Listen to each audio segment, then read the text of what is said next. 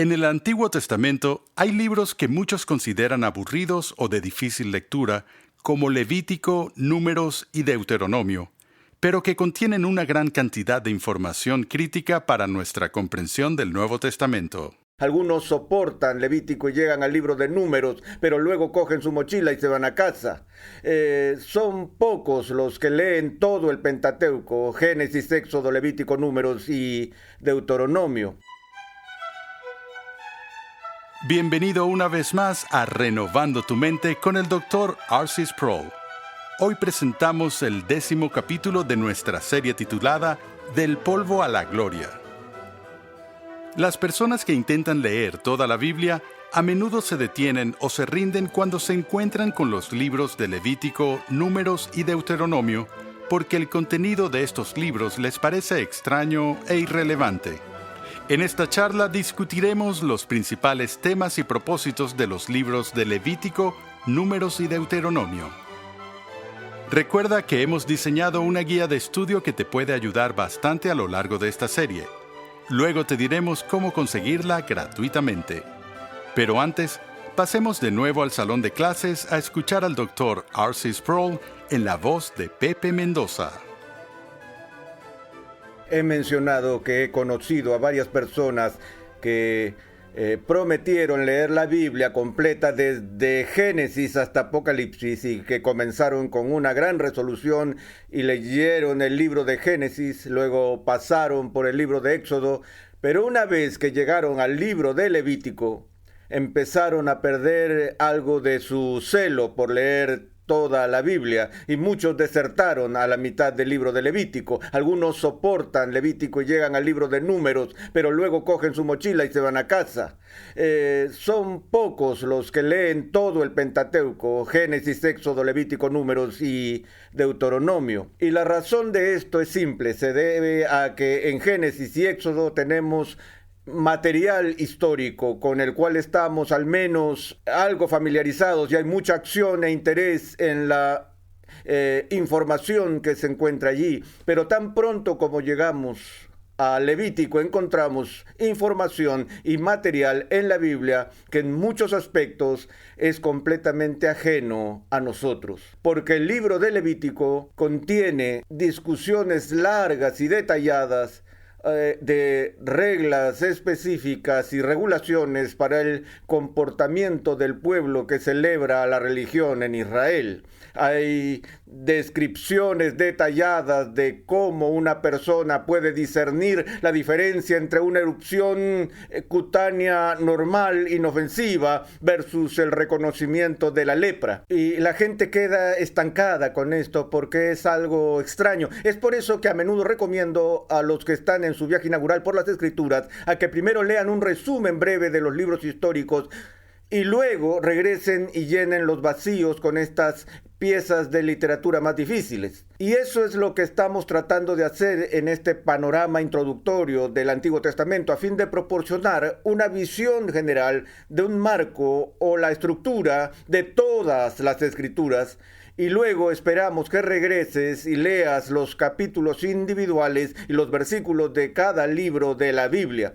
Y tengo que decir esto, por más que podamos luchar al inicio con libros como Levítico, Números y Deuteronomio, esos 3 libros del Pentateuco son un virtual depósito de riqueza, de información detallada, que tiene un significado profundo para nuestra comprensión del Nuevo Testamento, y a menudo nos perderemos la primera vez que ya no tenemos esa estructura básica en la cual colocar los detalles de esos libros. Pero el libro de Levítico se llama Levítico en la historia de la Iglesia porque da todas las reglas y regulaciones para las actividades de la tribu de Leví. Era de la tribu de Leví de donde se estableció el sacerdocio en el Antiguo Testamento. Aarón y sus descendientes fueron llamados a servir en lo que llamamos el culto de Israel. Ahora, Casi me aterra el usar esa palabra en las clases de esta serie, porque tan pronto como escuchamos esa palabra cultus evoca algo terrible en nuestras mentes, la idea de algo terrible, es decir, un culto. Vinculamos los cultos con estas sectas marginales, radicales y extremas que están involucradas en cosas como los de Johnstown y otras. Pero este es realmente un término técnico que describe la vida y la actividad de cualquier comunidad religiosa. E Israel tiene un culto elaborado, establecido, ya que es una comunidad religiosa y no tiene la connotación negativa que la palabra culto tiene. Pero el libro de Levítico está muy interesado en los principios levíticos y en lo que llamamos la ley ritual. Y debido a que los rituales del Antiguo Testamento son tan extraños e inusuales, a veces nos aburrimos o nos intimidamos con el material que se encuentra en el libro de Levítico. Pero si nos detenemos por un momento y recordamos que cada ritual, es decir, todo rito que Dios instituyó entre su pueblo en el Antiguo Testamento, tuvo un significado que apunta más allá de sí mismo hacia el cumplimiento de la redención que se produce en la persona y obra de Cristo. Entonces, al observar cuidadosa y meticulosamente algunos de estos rituales detallados del Antiguo Testamento, hay un sentido en el que simplemente abre nuestro entendimiento de la profundidad y las riquezas de lo que encontramos en el Nuevo Testamento. El libro de Números se llama así porque básicamente se refiere a la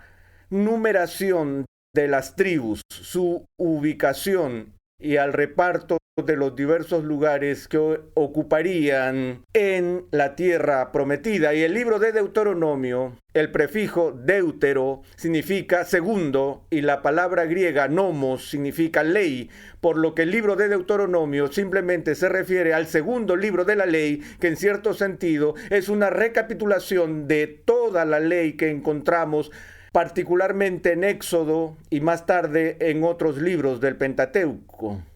Pero lo que vamos a hacer hoy es ver principalmente el significado del libro de Levítico para el sacerdocio del Antiguo Testamento. Si hay un tema general que encontramos en Levítico, es el tema de la santidad. Es el tema de la santidad de Dios, tal como se manifiesta en los rituales y en los patrones de comportamiento de las personas que Él ha llamado a sí mismo y les dice: sed santos porque yo soy santo.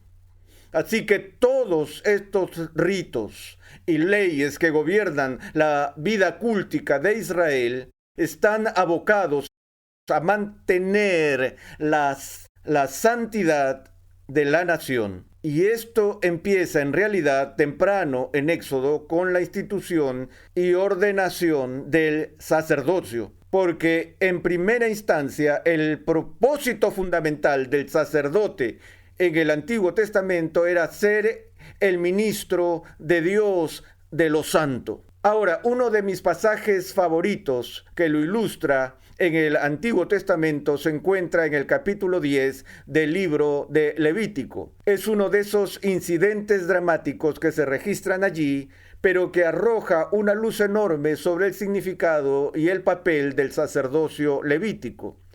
Cuenta de la historia de Nadab y Abiú, los hijos de Aarón. El capítulo 10 de Levítico empieza así: Nadab y Abiú, en hebreos algunos lo llaman Abijú, yo lo voy a llamar Abiú. Nadab y Abiú, hijos de Aarón, tomaron sus respectivos incensarios y después de poner fuego en ellos y echar incienso sobre él, ofrecieron delante del Señor fuego extraño que él no les había ordenado. Y de la presencia del Señor salió fuego que los consumió y murieron delante del Señor. Ahora, estos dos versículos nos dan una pequeña y breve descripción de lo que sucede. Es decir, Esto es muy característico del Antiguo Testamento, el sobrepasar ligeramente eventos importantes y profundos y casi hacerlos parecer como postdata de la historia del Antiguo Testamento. Pero ciertamente para Aarón, este fue un momento dramático en su vida, ya que sus dos hijos, quienes seguían sus pasos, quienes habían sido ordenados y consagrados al sacerdocio, se presentaron ante el altar y ofrecieron lo que la Biblia llama fuego extraño. Es decir, estos sacerdotes jóvenes estaban experimentando con ciertas innovaciones en el proceso de adoración que no habían sido consagradas o prescritas por Dios. A simple vista parece algo simplemente inofensivo, pero la respuesta de Dios a su innovación y al cambio del modo de adoración divinamente estipulado fue su muerte instantánea. Ahora vamos a leer lo que sucede como resultado. Entonces Moisés dijo a Aarón: esto es lo que el Señor habló, diciendo: como santo seré tratado por los que se acercan a mí, y en presencia de todo el pueblo seré honrado. Y Aarón guardó silencio. Permítanme aquí la libertad y licencia por un momento para leer entre líneas. Cuando Aarón descubre que sus hijos han sido matados instantáneamente por el Dios que los consagró para servir, el Dios a quien Aarón está dedicando su vida, no solo debió haber quedado profundamente afligido por la muerte de sus hijos, sino que debió haber quedado totalmente desconcertado y molesto de que Dios hiciera esto. Y muchos de nosotros hoy en día, cuando leemos historias como esta en el Antiguo Testamento, nos ofenden. ¿Qué clase de Dios ejecutaría arbitrariamente sacerdotes por lo que parece ser una cosa tan pequeña e insignificante? Y puedo oír a Aarón corriendo hacia la tienda de Moisés, porque después de todo, Aarón, a pesar de que está consagrado como sumo sacerdote y como sacerdote principal de Israel, todavía no es el líder de Israel. El líder de Israel en ese momento de la historia sigue siendo Moisés. Él es el mediador del antiguo pacto y la autoridad de liderazgo ha sido investida en él. Entonces Aarón va directo a Moisés y asumo que lo que hace es decir: ¿qué está haciendo Dios aquí? Moisés, tienes que hablar con Dios. Protesta esta manifestación injusta de su ira. Y Moisés aparentemente trata de calmar a Aarón. Moisés no tiene que ir a la montaña y preguntar a Dios del por qué ocurriría tal cosa. Él le dice a Aarón: Aarón, esto es lo que el Señor dice. ¿No te acuerdas? Cuando estableció el sacerdocio y le dio a los sacerdotes su verdadero propósito de ser, dijo: por aquellos que se acercan a mí, debo ser tratado santo, y ante toda la gente debo ser glorificado. Ahora, en esta respuesta sucinta que Moisés le da a Aarón, creo que encontramos el motivo principal de todo el libro de Levítico, y de hecho la cristalización cardinal de la esencia de la adoración para todo el pueblo de Dios de todos los tiempos. Desde la primera ofrenda que fue dada por Abel en los primeros días del Génesis, hasta la adoración que se ofrece en el cielo por los ángeles, tal como está registrado en el libro de Apocalipsis, Dios en el centro de la adoración debe ser considerado santo. Y el punto central de toda adoración y de toda vida religiosa es la gloria de Dios.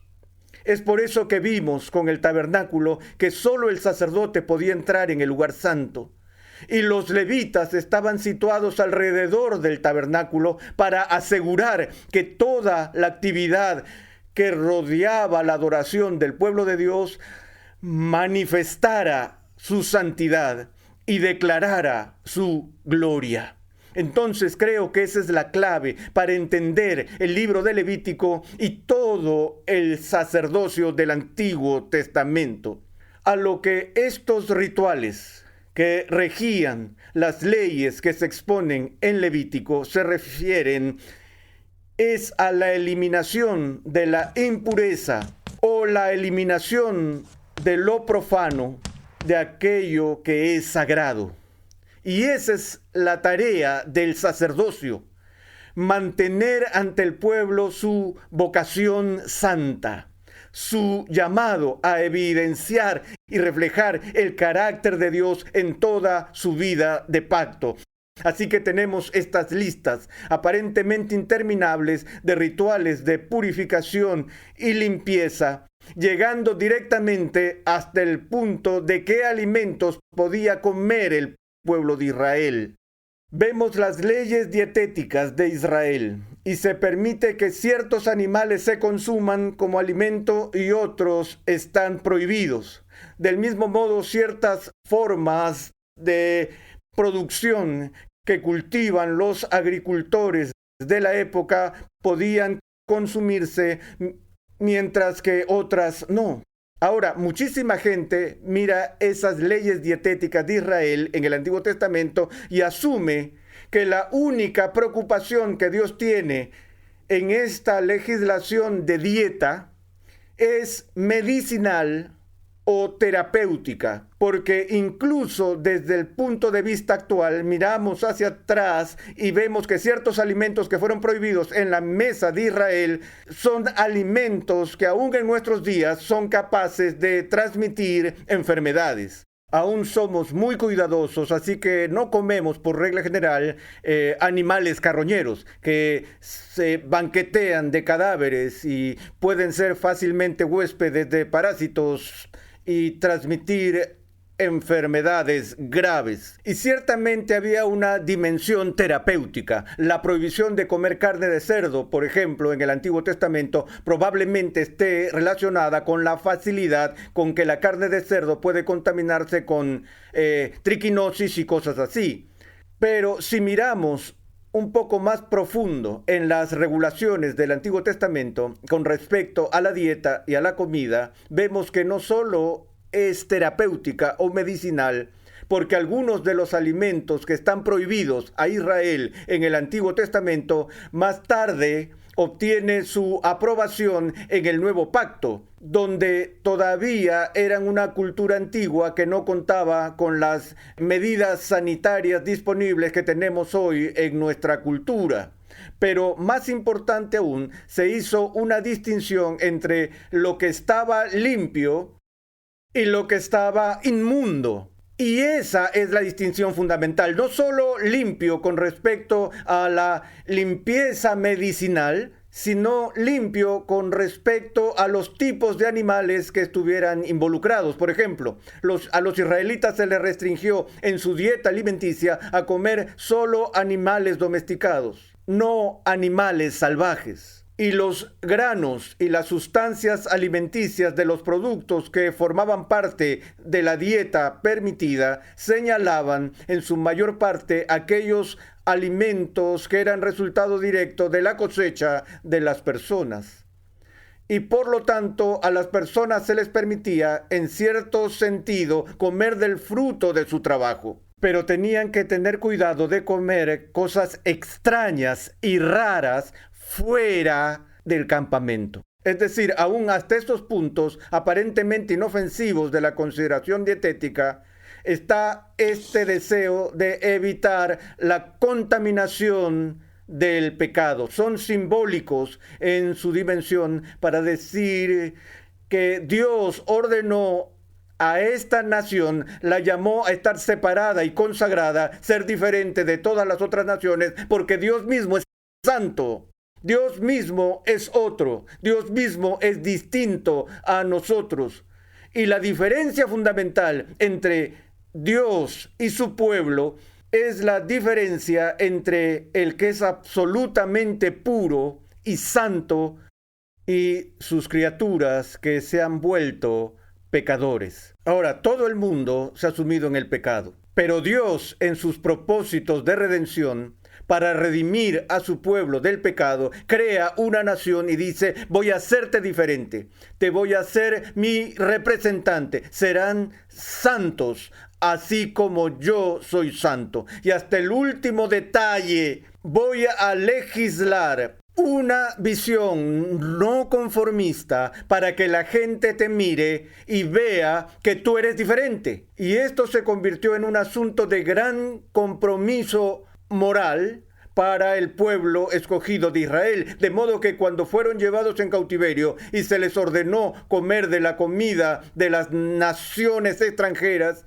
ellos se negaron a hacerlo, porque no querían violar estas leyes y contaminarse ante la presencia de Dios. Así, el tema de la santidad de Dios y la pecaminosidad del ser humano se repite a lo largo del libro de Levítico. Ahora, los sacerdotes, además de ser responsables de todas estas leyes rituales, eran también responsables hasta cierto punto de ser administradores civiles. Tenían el papel que más tarde se les otorgaría a los jueces y eran los médicos de la época. Mencioné esa larga sección en el Antiguo Testamento donde la gente tiene que pasar por esta lista detallada de chequeos con el propósito de diagnóstico para ver si es una erupción cutánea inofensiva o para ver si es lepra. Y fueron los sacerdotes los responsables de hacer el diagnóstico final en casos como esos. ¿Recuerdas en el Nuevo Testamento que cuando Jesús sanó a los leprosos, cuando terminó de sanarlos, les dijo: id y mostraos a los sacerdotes? Es como decir: ahora acude a tu médico y haz que el médico confirme que en verdad estás curado de esa horrible enfermedad. Uno de los aspectos importantes del sacerdocio en el Antiguo Testamento es el cuidado con que Dios designa y diseña sus vestimentas. Eso lo encontramos a principios del libro de Éxodo, en Éxodo 28. Éxodo 28 empieza con estas palabras. Dios está hablando y él dice: entonces harás que se acerque a ti, de entre los hijos de Israel, tu hermano Aarón, y con él sus hijos, para que me sirvan como sacerdotes. Aarón con Nadab y Abiú, Eleazar e Itamar, hijos de Aarón. Y harás vestiduras sagradas para tu hermano Aarón, para gloria y para hermosura. Y luego lo que sigue es una detallada descripción del diseño del efod, el pectoral y el manto, y los nombres que están inscritos en las túnicas de los sacerdotes, ya que ellos han de ser santos para el Señor. Pero nos preguntamos por qué este detalle en las túnicas y vestiduras de los sacerdotes. Y Dios da la respuesta. Él dice: yo quiero que estos sacerdotes sean distintos. Quiero que estén apartados y que las vestiduras que usen sean para gloria y para hermosura. A menudo esto es pasado por alto, que en el diseño del tabernáculo, en el diseño del sacerdocio, la gloria de Dios está en el centro del interés. Y el vínculo que se encuentra aquí entre la gloria y la hermosura divinas, a menudo obviamos eso. Y esa belleza en sí misma llama la atención sobre la naturaleza y el carácter de Dios. Es por eso que, en resumen, podemos decir que estas instrucciones para la adoración en el Pentateuco son para adorar a Dios en la belleza de la santidad.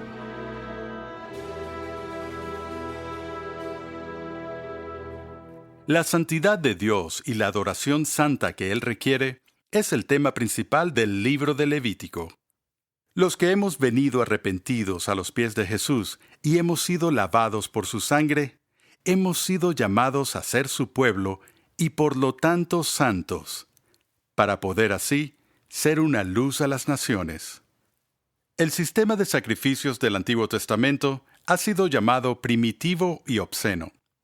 Esta descripción es apropiada, ya que Dios le dio estos símbolos a un pueblo primitivo para enseñar acerca de la obscenidad de los seres humanos que se rebelan contra un Dios santo. En la siguiente entrega de esta serie, el Dr. Sproul mostrará cómo los sacrificios bajo el sistema del Antiguo Testamento anunciaban el sacrificio de Cristo mismo. Renovando tu mente es una producción de los Ministerios Ligonier, la confraternidad de enseñanza del Dr. R.C. Sproul. Nuestra misión, pasión y propósito es ayudar a las personas a crecer en su conocimiento de Dios y su santidad. Dios llama a su pueblo a ser transformado por la renovación de su mente. Es por esta razón que transmitimos una enseñanza que expone las glorias de Dios reveladas en la Biblia en el contexto de la cultura, la filosofía, la apologética, la ética y la historia de la Iglesia. Para contactarnos, por favor envíanos un correo electrónico a programa@renovandotumente.org con tus preguntas, testimonios y comentarios. También te invitamos a visitar nuestra página web, renovandotumente.org, donde podrás descargar gratuitamente la guía de estudio de la serie de hoy y además encontrarás una amplia variedad de recursos, tales como clases, artículos y contenido multimedia, con la finalidad de cumplir con nuestra misión de proclamar, enseñar y defender la santidad de Dios en toda su plenitud a tantas personas como sea posible. Te invitamos una vez más a sintonizarnos nuevamente en esta misma emisora y en este mismo horario y a unirte a nuestra comunidad virtual en las redes sociales.